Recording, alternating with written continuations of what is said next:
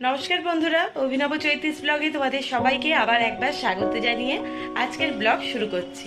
তোমরা সকলে কেমন আছো, কে কোথা থেকে আমার ব্লগগুলো দেখছো, দেখে তোমাদের কেমন লাগছে সেটা অবশ্যই কমেন্ট বক্সে জানিও। ভালো লাগলে লাইক করো, বন্ধু বান্ধবের সঙ্গে শেয়ার করো।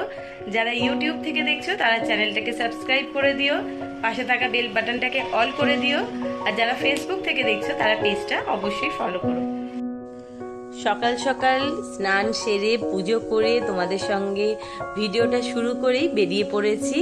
ঝটপট করে একটা চুড়িদার গলিয়ে নিয়ে যাচ্ছি আজকে বিশেষ দিনের বিশেষ পুজো দিতে। বিশেষ দিনটি হচ্ছে আজ হচ্ছে জামাই ষষ্ঠী, বুধবার। সেই কারণে মায়ের আর আমার দুজনেরই আজকে উপোস, পুজো দেওয়ার পালা। তো বেরিয়ে পড়েছি, মা আগেই পৌঁছে গেছে মন্দিরে। চলো ঝটপট গিয়ে আগে পুজোটা দিয়ে আসি। পুজো দিয়ে বাড়িতে ফিরে এসেই ঝটপট করে বসে পড়েছি সমস্ত জোগাড়জান্তি করতে।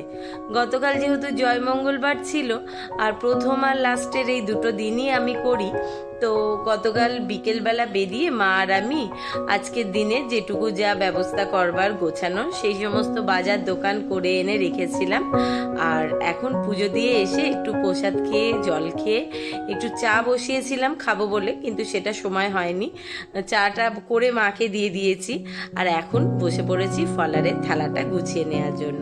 যেহেতু মা সকালবেলা পুজো দিয়ে এসছে ঠিকই, আর একটু চাও খেয়েছে, কিন্তু যতক্ষণ না জামাইকে মানে সকালবেলা ফলারের থালাটা গুছিয়ে হাতের সামনে ধরে দেয় ততক্ষণ জল খায় না। তো পুজো দেওয়ার প্রসাদটা একটুখানি দিয়ে দিচ্ছে, আর সেই সঙ্গে মা ষষ্ঠীর পুজোর ফোঁটা, আজকের দিনে একটুখানি ফোঁটাটা দেওয়ার নিয়ম, সেই অনুযায়ী দিয়ে দিচ্ছে। কিন্তু একটা জিনিস তোমাদের দাদাকে দেখে খুব ভালোভাবে বুঝতে পারবে। এই দেখো কি মুখের অবস্থা।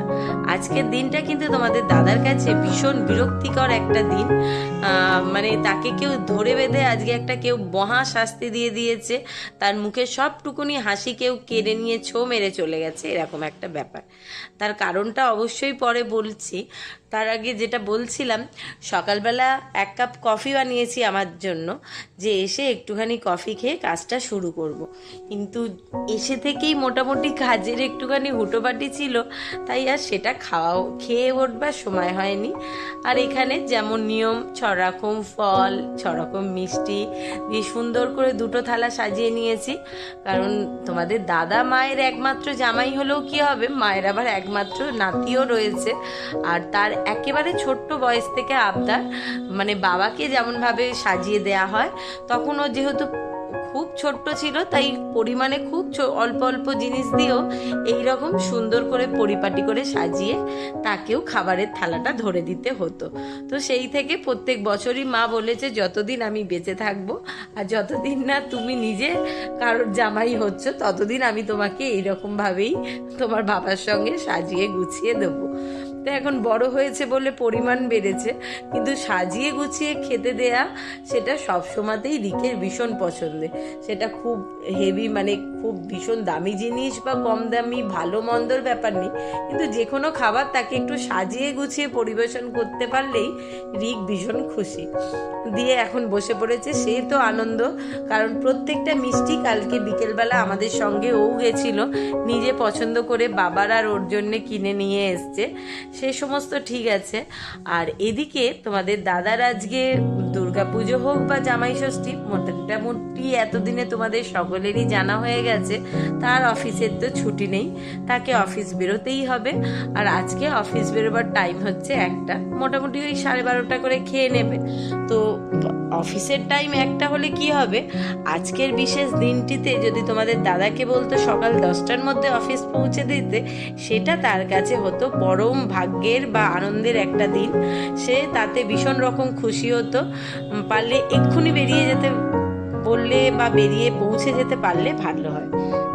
তার কারণ হচ্ছে একটাই, যে এই জামাই ষষ্ঠী বলে একটা স্পেশাল ডেকে স্পেশালভাবে পালন করাটাই তার কাছে ভীষণ বিরক্তিকর একটা ব্যাপার। সে এটাকে মোটেই পছন্দ করে না, আর একেবারেই পালন করতেও চায় না। তার কাছে অকাট্য প্রচুর যুক্তি আছে, সেই সমস্ত যুক্তির কথা তোমাদেরকে শোনাতে গেলে আজকের ভ্লগটা কখন শেষ হয়ে যাবে সে কিন্তু আমি টের পাবো না।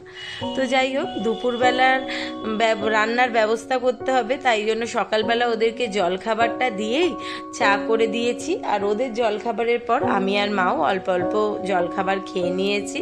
দিয়ে দুপুরবেলা আজকে যেহেতু বিশেষ কিছু রান্না হবে না, অন্যদিন যদি আমার বাড়িতে সাধারণ খাবার অনুযায়ী 2-4 রকমও পদ হয়, কিন্তু আজকের দিনে যত সেটা কমে করিয়ে নেওয়া যাবে ততই তোমাদের দাদাকে আমি খুশি করতে পারবো।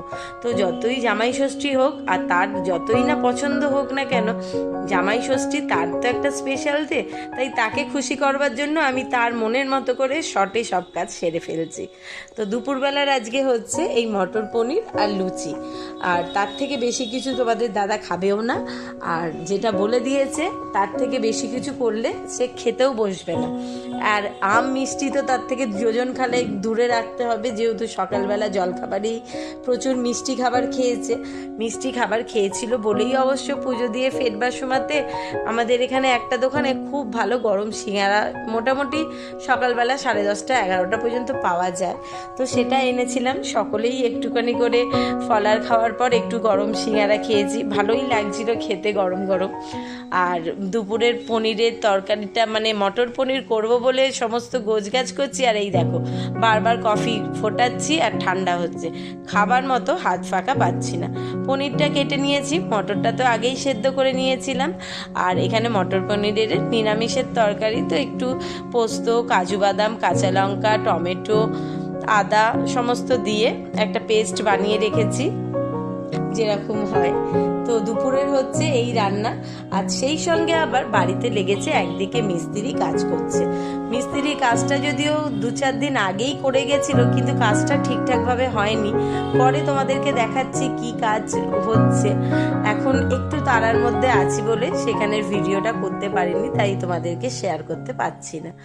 তো মিস্ত্রি কাজটা যেটা করে গেছিলো সেটা ঠিকঠাক হয়নি, তাকে বারবারই ফোন করে ডাকা হচ্ছিল, কিন্তু তার সময় হচ্ছিল না কাজটা ঠিক করে দেওয়ার জন্য। তো সেই জন্য আজকেই তার সময় হয়েছে, তো সে গতকাল রাত্রে ফোন করতে আর দাদা না করেনি, বলেছে ঠিক আছে হোকগে যাক জামাই ষষ্ঠী, কিন্তু আজকেই কাজটা করে দিয়ে যায়। তো একদিকে আমি আমার দুপুরের রান্নার তোড়জোড় করছি, কারণ মোটামুটি যেহেতু ও 12:30টায় খাবে, 12টার মধ্যে রান্নার কাজটা কমপ্লিট করতে হবে। এদিকে মটরটা সেদ্ধ বসিয়ে যদি আমি ময়দা মেখে তোমাদের দাদার মতো অল্প করে নেচিও 2-4টে কেটে রেখেছি, কিন্তু সে আমায় বলে দিয়েছে একদম 2টোর বেশি লুচি কিন্তু দেবে না, এই গরমে আমি খাবো না। কিন্তু তাদের জন্য বলেও ছিলাম যে দুপুরবেলা লুচি খেতে হবে না, তোমার আর রিকের মতো অল্প করে একটুখানি ভাত মাছ যা রান্না হবে ব্যবস্থা করে দিই সেই খাও, কিন্তু সে আমাদেরকে ছেড়ে খাবে না। যেহেতু আজকে মা ষষ্ঠীর পুজোর জন্য মায়ের আর আমার দুজনেরই উপোস, ফলার খাওয়ার নিয়ম, নিরামিষ, তো আমরা যেহেতু খাবো না সেই জন্য ও খাবে না। আর আমাদেরকে দুপুরবেলা যেহেতু আজকে ময়দা বা নিরামিষ যে কোনো খাবার ভাত ছাড়া অন্ন ছাড়া খেতে হতো, তো ওই জন্য সেই বললো একবারই সকলের জন্য লুচি করে ফেলো, আর যা হোক তরকারি আম মিষ্টি তো ঘরে রয়েইছে। ওই যে সকালবেলা দেখলে না 1 প্লেট সাজানো মিষ্টি, তার থেকে কিন্তু অনেক বেশি হলে সে একটা মিষ্টি প্রত্যেকবার খায়। এবার যদিও হাফ খেয়েছে, আর হাফ বলেছে অন্য কোনো একটা মিষ্টি দুপুরবেলা বেরোবার সময় খেয়ে বেরোবে। খাওয়া দাওয়ার ব্যাপারে তার ভীষণ রকম বাদ বিচক্ষণ আছে, খাবার সবই খায়, সেদিকে কোনো বাদ বিচার নেই, তার বাদ বিচার হচ্ছে পরিমাণের ওপর। এতটা দেয়া যাবে না, বেশি খাবার দেয়া যাবে না, খাবারের ব্যাপারে জোর করা যাবে না। তো যেটা বলি আর কি, যে যেমন যার পেটে খাবে তার পছন্দ মতো খাবার তাকে দেয়াই ভালো, বেশি জোর করে খাবার খাইয়ে লাভ নেই, তাই অহেতুক আমি জোরও করি না। আর তোমাদের দাদার যে সমস্ত অকাঠ্য যুক্তি আজকের রয়েছে, মানে প্রত্যেক মেয়েই তো চায় জামাই ষষ্ঠীটা একটা, সব মেয়েরই একটা মনে মনে একটা কল্পনা করে জামাই ষষ্ঠীর দিন এই সাজবো, ওই পরবো, এইভাবে যাব, বিভিন্ন রকম আশা আকাঙ্ক্ষা থাকে। আমিও এই ব্যাপারে একেবারেই ব্যতিক্রম নই। আর সবচেয়ে যে কথাটা বিশেষভাবে বলবার, যেহেতু আমরা একটুখানি সাজুগুজু করতে ভালোবাসি, তো জামাই ষষ্ঠীর দিন একটু সেজে গুজে বাপের বাড়ি যাব, এটার মজাটা কিন্তু সত্যিই আলাদা। যদিও প্রথম 2-1 বছর ভীষণ আনন্দ করে গেছিলাম। সেখানে তোমাদের দাদা খুব বিরক্তি নিয়েও সেটা প্রকাশ না করে গেছিল সঙ্গে। কারণ হচ্ছে কি, তার প্রথম থেকেই এই ব্যাপারে ভীষণ রকম অ্যালার্জি। ওই জামাই জামাই সে যে হাতে ধুতির কোচা ধরে দোলাতে দোলাতে জামাই ষষ্ঠী করতে যাওয়ার মতো তার মনোভাব কোনোদিনই ছিল না। আর এই ব্যাপারটাতে সে ভীষণ রকম বিরক্তিও ফিল করে।